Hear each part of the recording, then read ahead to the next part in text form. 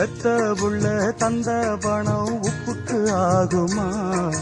தாய்ப்பாலுக்கு கணக்கு போட்டா தாலி மிஞ்சுமா? வாயக்கட்டி வளர்த்த புள்ள மல்லு கட்டி நிக்குதடி, வாங்கி தந்த காசுக்கெல்லாம் வட்டி கட்ட சொல்லுதடி. கோடு ஒண்ணு கிழிக்க வச்சு கும்மி அடிக்குது அம்மாடி.